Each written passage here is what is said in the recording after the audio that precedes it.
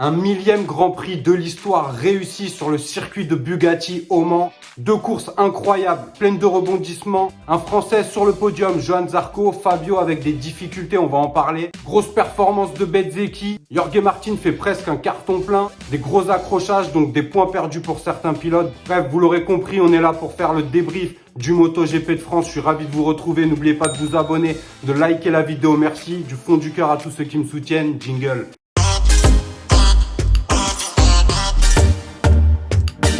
Bon, clairement, les Français ont été reçus de façon magistrale, bien évidemment sur leur Grand Prix national. Un record d'affluence sur le circuit de Bugatti au Mans. Jamais dans l'histoire un Grand Prix n'avait ramené autant de monde sur tout un week-end. Nos pilotes français ont pu profiter de raz-de-marée de supporters, de fans, signer des autographes, des selfies. Enfin bref, ils en ont pris plein la vue, les fans aussi. Et c'est tant mieux pour notre pays car on en a bien besoin. Du coup, un Grand Prix relativement réussi avec beaucoup de surprises, des courses incroyables, des accrochages, des dépassements. Bezzecchi qui signe sa deuxième victoire de sa carrière un mois et demi après la première. Donc il confirme quand même que c'est un pilote à suivre et qui sera certainement là pour jouer les premiers rôles sur les mois prochains et les saisons à venir. Bezzecchi sur la course de dimanche n'a laissé aucune chance aux autres pilotes, malgré une pénalité abusive selon moi où il a dû rendre une position après un dépassement sur Marc Marquez.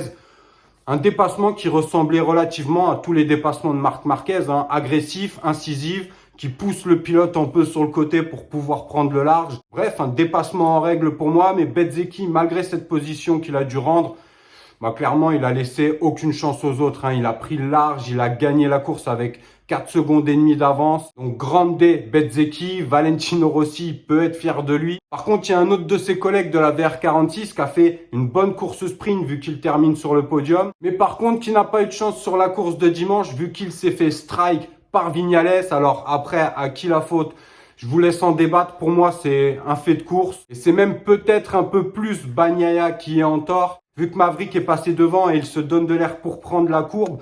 Mais bref, ça c'est un débat qu'on pourra avoir en commentaire dans le respect bien évidemment. Mais du coup, Bagnaia qui perd énormément de points à cause de cet accrochage. Le championnat très serré, Bezzecchi qui revient à 1 point. Binder et Martin juste derrière. Zarco qui prend de gros points, on va en reparler de Johann Zarco, vous inquiétez pas. Qui se retrouve du coup 5e au championnat. Il y a eu un autre accrochage, de suite après celui-là. Luca Marini qui est en train de rétablir sa machine après une perte de contrôle assez impressionnante. Le coude a chauffé clairement pour Luca Marini. Et pas que le coude, l'épaule aussi, vu qu'Alex Marquez arrivait derrière et n'a pas pu éviter le pilote italien, le demi-frère de Valle. Et du coup, l'a percuté de plein fouet, donc un accrochage qui aurait pu être catastrophique. Heureusement, aucun des pilotes n'a été percuté. Ça aurait pu être un strike pour les pilotes qui arrivaient derrière et pour ceux qui étaient sur la piste. 2 accrochages coup sur coup, impressionnants, mais sans gravité. Heureusement, on a vu que ça chauffait entre Bagnaia et Maverick Viñales qui se sont envoyés 2-3 crochets dans les bacs. Puis finalement, qui se sont serrés la main. Mais bon, on va pas dire que c'était un serrage de main chaleureux, mais ça s'est fini relativement bien. Ensuite, on peut pas faire ce débrief sans parler de Jorge Martin, qui gagne la course sprint, donc qui prouve encore une fois qu'il est un pilote d'avenir. Second sur la course de dimanche, Jorge Martin on fire sur ce week-end du Grand Prix de France. On aurait dit que c'était son week-end, son Grand Prix national. Il a tout donné. Pramac a de quoi être content vu que Johann Zarco ramène de gros points aussi. 6e sur la course sprint. Et par contre, très belle remontada sur la course de dimanche. Il a bénéficié aussi d'une bagarre entre Marquez et Jorge Martin. Marquez qui a clairement chuté, qui a craqué. C'est dommage qu'on aime ou pas Marquez. Il revient après une longue période d'absence. Et comme d'habitude, il se place aux avant-postes. Il se qualifie en première ligne. Il nous fait une très belle course sprint. Il se bat aux avant-postes, termine 5e. Et course de dimanche, il est sur le podium. Après, peut-être que Johan lui aurait chippé la 3e place. On ne sait pas, on ne le saura jamais. Mais de toute façon, Marquez, en tentant de suivre Jorge Martin, a chuté. Il sentait aussi le retour de Johann Zarco. Donc, il nous a fait du Marquez, un Marquez impressionnant, mais c'est sur le podium, ça gagne ou ça chute. Du coup, on va parler de nos pilotes français. C'est le moment. Johann Zarco qui nous fait, on vient de le dire, une remontada exceptionnelle sur la course de dimanche, qui s'octroie la 3e position du coup. Un Johann qui a tout donné, qui a fait plaisir pour les fans, pour les supporters, pour Pramac, pour prendre des points. Il a prouvé qu'il était là, qu'il se battait pour les premiers rôles. Johann qui a tout donné parce qu'il y avait quand même un gros écart entre lui et Marquez et Jorge Martin. En plus de ça, Johann Zarco a perdu beaucoup de positions au début du Grand Prix à cause d'Alex Marquez qui, à cause d'une mauvaise manœuvre, fait perdre beaucoup de temps et à Brad Binder et à Johann Zarco. Donc Johann, à ce moment-là, aurait pu être perturbé, ne pas arriver à raccrocher les premiers wagons. Il l'a fait, il a tout donné. Johann, comme d'habitude, il fait plaisir aux fans, il donne tout et il ramène des points à Pramac. Donc Pramac a de quoi être content. Il fait podium sur son Grand Prix national. Big up Johann. Pour Fabio Quartararo, un week-end plus délicat, une chute sur la course sprint, puis la course de dimanche où il termine à une 7e position, mais où il bénéficie de nombreuses chutes. Alex Rins, Jack Miller, Joan Mir, on l'a dit tout à l'heure, Luca Marini, Alex Marquez, Pecco Bagnaia, Viñales. Beaucoup de chutes qui font qu'il a pu gagner quand même des positions. Il termine à une 7e place, il prend des points. Mais clairement, c'est pas ce qu'il attendait, c'est pas ce qu'il voulait. Alors il dit qu'il se sent un peu mieux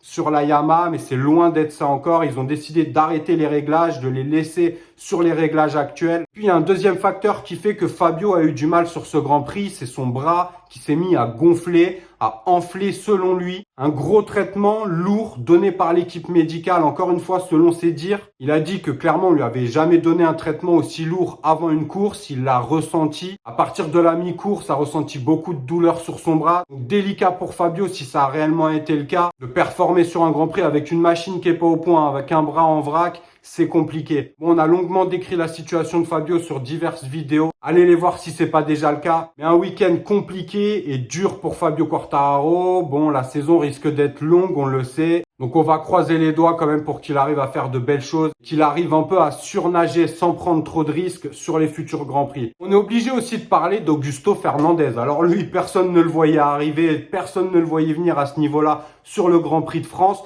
Bon, on le sait, c'est un jeune pilote rookie, beaucoup de potentiel.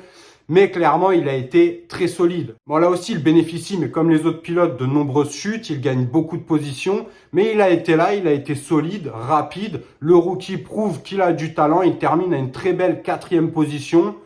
Donc, chapeau Augusto. En plus, il est chez Tech 3, team satellite français. Donc, ça ne gâche rien à la fête. On peut également féliciter le pilote KTM Brad Binder qui nous fait un très beau podium, seconde position sur la course sprint. Malheureusement, sur la course de dimanche, il se fait gêner par Alex Marquez comme Johann Zarco, mais il termine quand même à une belle 6e position.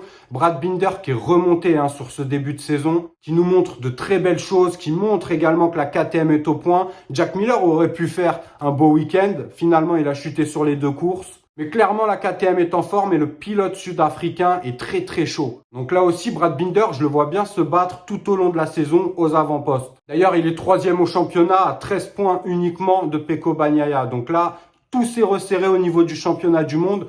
Et c'est bien pour le suspense. Bon, les Aprilia un peu plus en retrait. D'ailleurs, j'ai l'impression que KTM a un peu pris la place d'Aprilia sur ce début de saison. Bon, malgré quand même une belle 5e position d'Aleix Espargaro, il faut le souligner. Parti 11e, lui aussi bénéficie de beaucoup de chutes. Mais il est là, top 5. Maverick qui n'a pas terminé la course, on en a parlé tout à l'heure. Mais c'est vrai qu'Aprilia est un peu moins sur le devant de la scène et se fait un petit peu rattraper ou remplacer par KTM. On va être attentif sur la suite des Grands Prix, la suite de la saison. En attendant, on a vécu quand même 2 très belles courses sur ce Grand Prix de France, record d'affluence. Ça fait plaisir pour Johann qui a réussi à faire un podium, qui s'est donné sur la course de dimanche. On espère une amélioration venue de je ne sais où pour Fabio Quartararo, mais on va continuer à le soutenir. C'est la fin du débrief, restez connectés, on se retrouve dès vendredi pour une prochaine vidéo. N'hésitez pas à vous abonner si ce n'est pas déjà fait, likez la vidéo pour le référencement. Merci à tous ceux qui me soutiennent. Prenez soin de vous, de vos proches, c'est le plus important.